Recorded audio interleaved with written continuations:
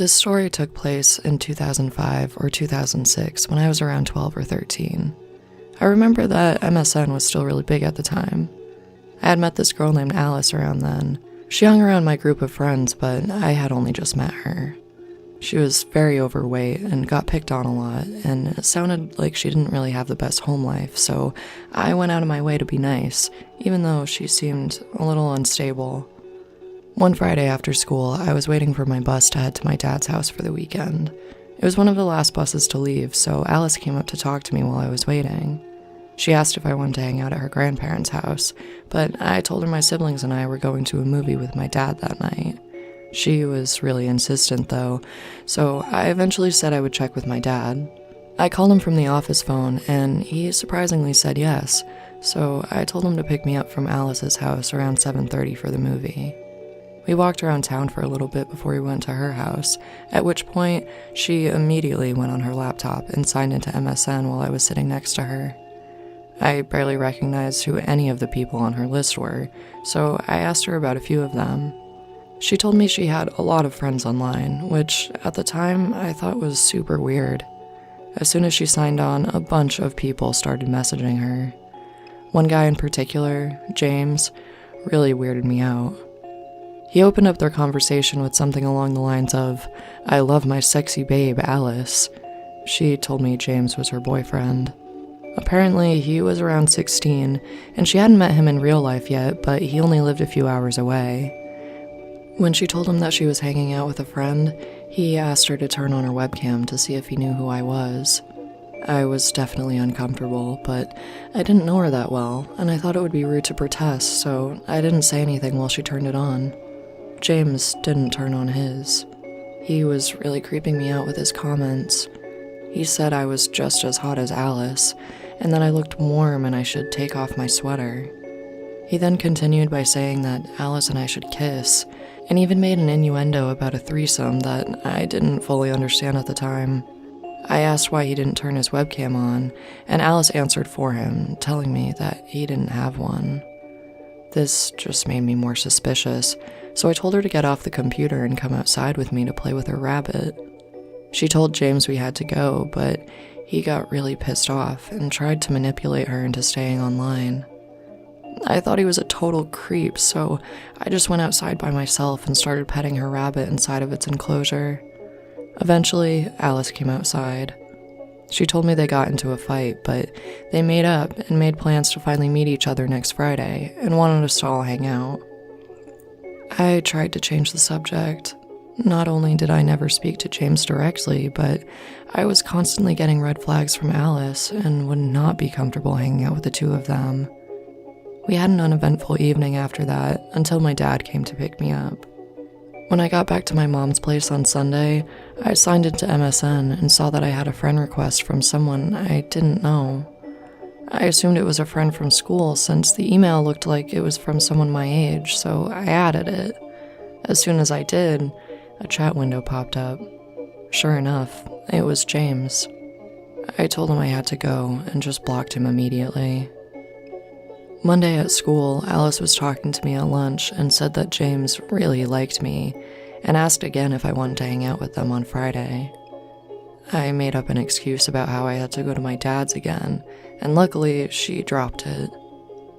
It was that Friday that our school went into lockdown.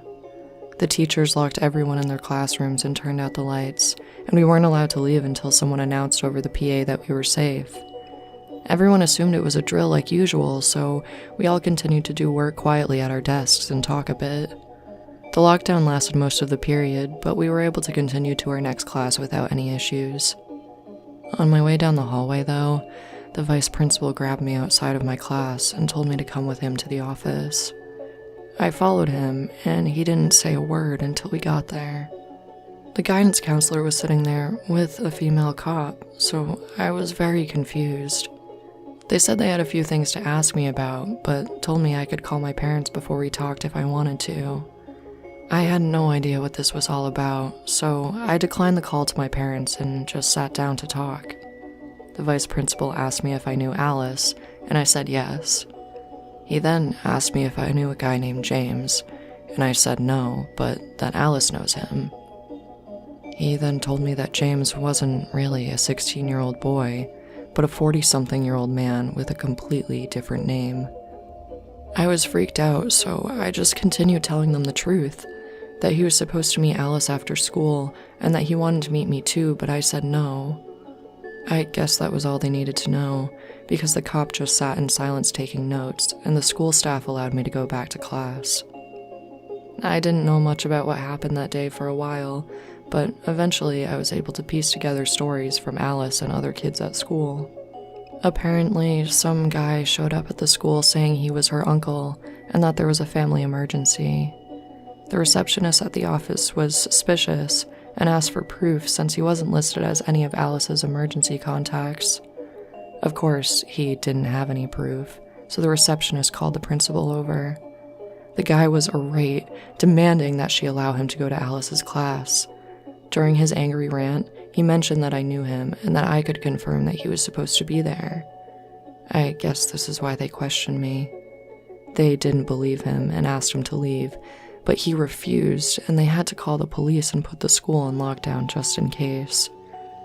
I still get scared thinking about what could have happened to Alice if they let that man take her from school. I cut ties with her after this. She seemed to constantly be getting into risky situations.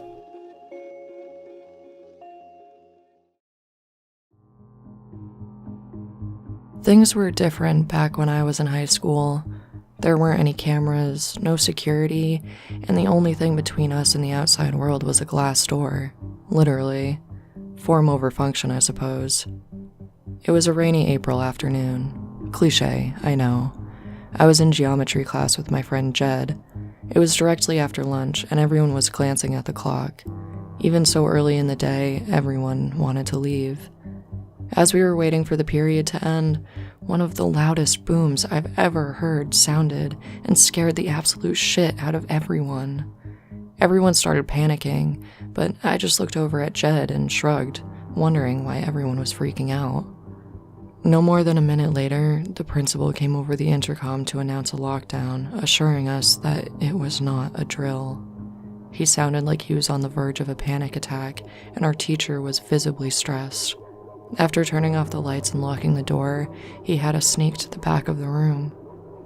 After 5 minutes of silence, I figured the whole thing was bullshit, but right when I was about to say something, I heard scratching on the lockers down the hallway.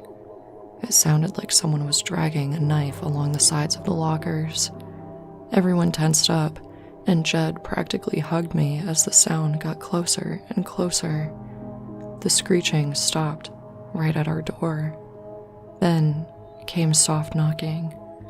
It started off quiet, but slowly got louder and louder until I thought the hinges would snap. The door was practically shaking out of the frame. I was in complete shock. No human should be that strong. Jeb started to cry as I caught a glimpse of a man in the doorway. His face was horrifying. It looked as if it had partially fallen off, the skin gray and wrinkly. He had the biggest grin I've ever seen. Every tooth was brown and stained. Everything seemed to slow down for that moment, and when I finally processed what was going on around me, the man was on the ground, subdued by my teacher. He was reaching for his pocket, and I caught a quick glimpse of the grip of a gun. I'm not sure what came over me in that moment, but I ran over and kicked him in the head until he stopped moving. Adrenaline finally left me as I collapsed to the ground. The police were there shortly. It turned out the guy was wanted in a nearby town. For what? I'm not sure. I hadn't killed him, thankfully, but he was knocked out cold. The boom we had heard earlier was from him firing his gun. He had attempted to kill the janitor when he noticed him climbing out of an unlocked window. The janitor, luckily, didn't get shot. As for the guy, I never found out what happened to him. Jed and I still haven't spoken about it since. I can only assume that whoever this man was, he got what was coming to him. This happened when I was in 5th grade. We were about halfway through 3rd period when the school alarms went off suddenly. My teacher was usually pretty chill, but seemed panicked as he rushed us onto the patio that was opposite from the classroom door. After what felt like ages, we could hear a man yelling, saying something about how everyone owed him and that he was going to kill all of us. Only about 20 seconds passed before we heard sirens approaching, but the man continued down the hall, banging on classroom doors. Luckily, he was on the floor below us, but we could still hear him making a huge racket. The police arrived shortly after and took him into custody, so we all made it out safe. But here's the creepy part. Later, I asked my friend Ryan if he knew any details about what happened. He asked me if I remembered the guy who lived across the road from us next to my neighbor Mr. Watson. I told him I did, and he said, well, when the cops searched his house, they found that he had taken a ton of drugs.